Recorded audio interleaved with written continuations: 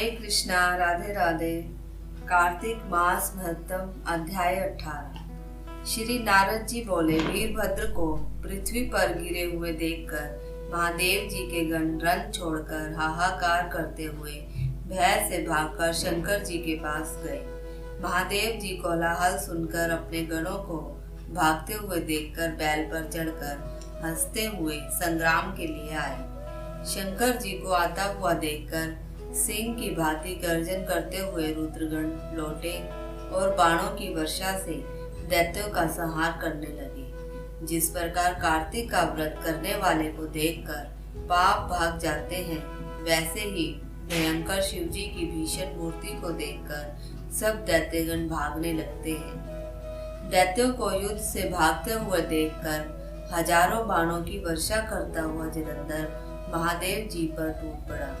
शुंभ निशुंभ, शवमुख, कालनेमी, बलाहक, खंडर, गोरामा, प्रचंड और घसमर आदि दैत्य भी शिव जी के पास युद्ध के लिए दौड़ आए। बाणों के अंधकार से अपनी सेना को ढका हुआ देखकर शिव जी ने उस बाण समूह को काटकर अपने बाण समूह से आकाश ढक दिया। शिव जी ने दैत्यों को अपने बाण रूपी वायु से पीड़ित करते हुए प्रचंड बाणों से पृथ्वी में गिरा दिया।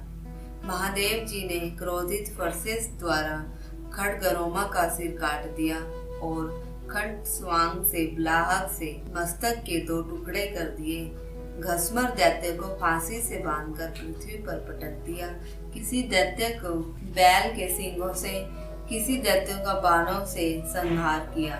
शेष दैत्यगण सिंह से व्यथित हाथी के सदृश क्षण भर भी युद्ध क्षेत्र में ठहरने में असमर्थ रहे। तब अति क्रोधित होकर जलंधर युद्ध के लिए शंकर जी के समीप आया। ब्रज के समान तीव्र गर्जना करता हुआ जलंधर महादेव जी को युद्ध के लिए ललकारने लगा।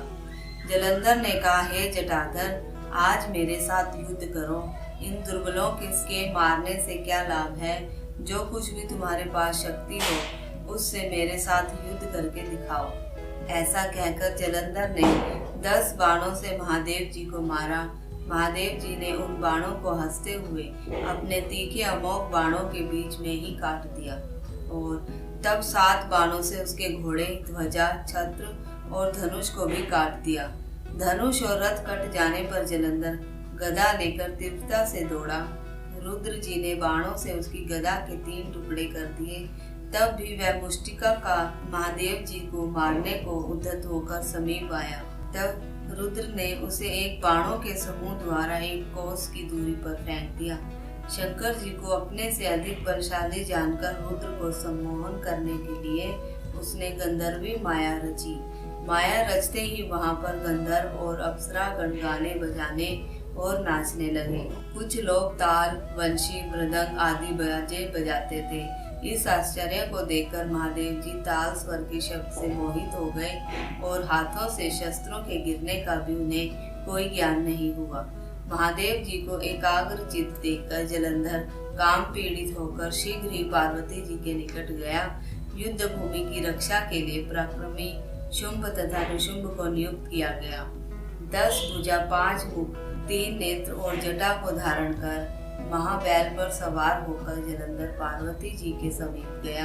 महादेव जी को आते देखकर सखियों के बीच में से उठकर पार्वती जी महादेव जी के सम्मुख आई। पार्वती के सौंदर्य को देखते ही उसका वीर्य स्खलित हो गया और उस दैत्य के सभी अंग भी जकड़ गए।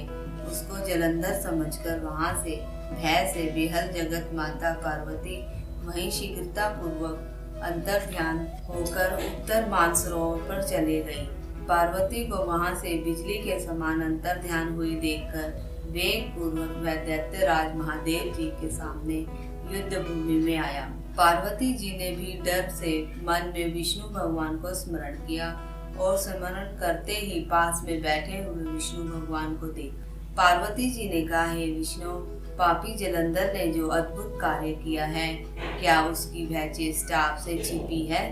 विष्णु भगवान ने कहा, उसी ने जब यह मार्ग दिखाया है तो उसी मार्ग से हम लोग भी चलेंगे।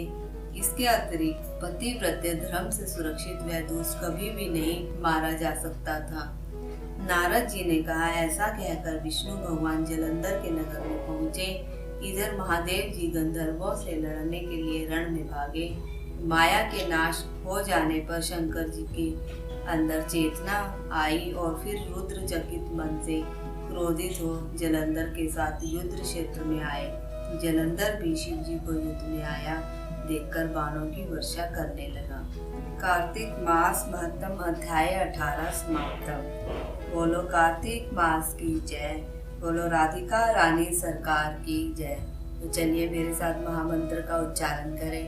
हरे कृष्णा कृष्णा कृष्णा हरे हरे, हरे राम राम राम हरे।